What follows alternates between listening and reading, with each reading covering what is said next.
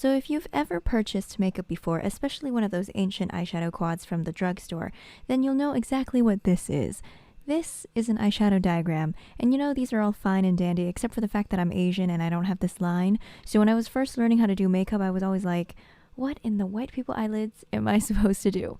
Except for this one, I guess, that cared to differentiate between standard eyelids and Asian eyelids, where they make you put highlight underneath the entire eyebrow. Hi, welcome back to my channel. My name's Leanna if you're new. Let's not dawdle now. In this video, I'm going to show you 3 different eyeshadow shapes or eyeshadow diagrams that I follow on my own eyes, so hopefully this might help if you've got similar eyelids. Okay, so the first one is the one that I do most often, and I've prepped my eyelids and everything, so I'm just going to go right in with this neutral brown shade and just putting it all over the eye, just leaving a little tiny gap at the brow bone. But other than that, it's just going everywhere, and to me this step is pretty important because if those edges aren't seamless, then it might not look good in the end, so you really got to take your time to blend everything out, and the brush you use is pretty important too. It's got to be really fluffy. Now the next step is to take a deeper brown and just pack some of that into the outer V of my eye. Now if my eyes were more sunken into my head, they would definitely be an already very defined location to put the shadow, but since they're not, I just have to improvise. And what I do is take this fluffy brush that I use to pack it and just blend it into this winged shape, and I'm being very liberal with it, but I'm also trying to keep it within the bounds of the transition shade.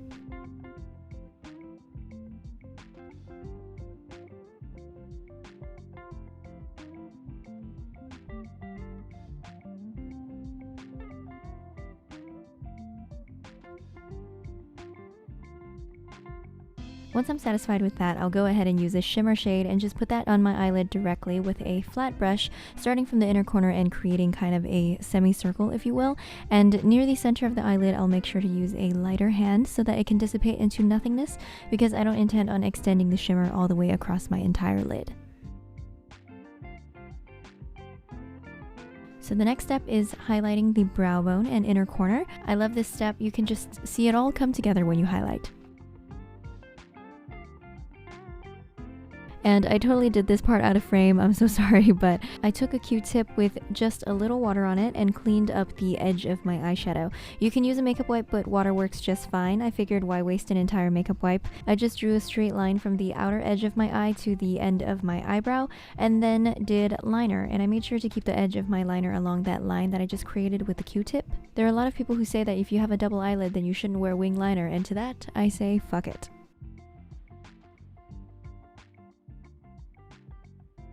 And I added some falsies, and that is pretty much it. I decided to add just a tiny bit of shadow to the lower lash line as well, but I mainly kept it in the outer edge, and I find that this kind of extends the eyes vertically a little bit more since we did so much extending horizontally with the whole winged shape and the winged liner. And that's pretty much it for look number 1.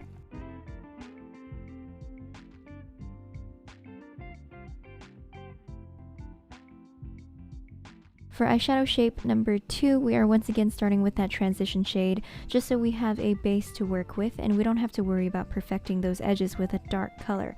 I decided to just go all in with a straight up black shadow. The point is I'm using a matte shadow. You can really make this work with any color, really. And I'm putting that all over my entire lid. I'm starting very tight at first and then smoking it out just so the product is more concentrated at the lid, which is what you want for this look.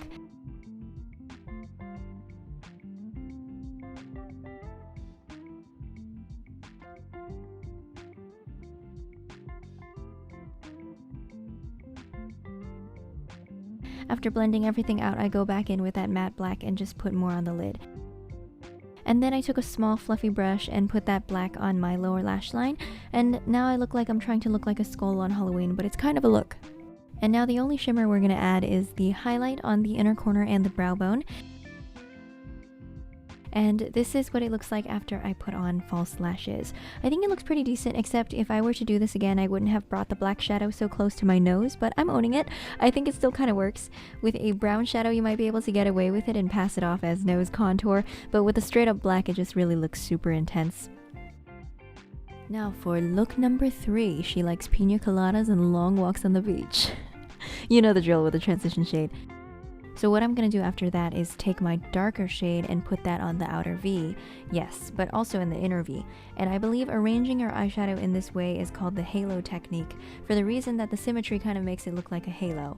I think usually when people do halo eyeshadow, they keep it pretty round on the outer edge, but I always wing out my shadow because I know that's what looks good on me, so that's what I'm doing with the outer edge.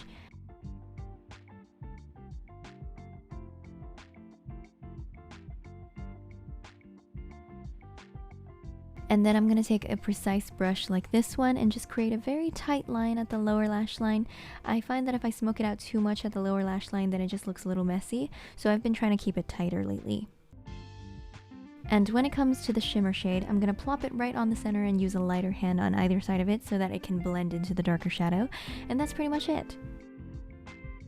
For the eyeliner, I'm going to take that matte black shadow that I have and use it as an eyeliner. This makes for more of a subtle line. It just looks a little softer, which I prefer sometimes.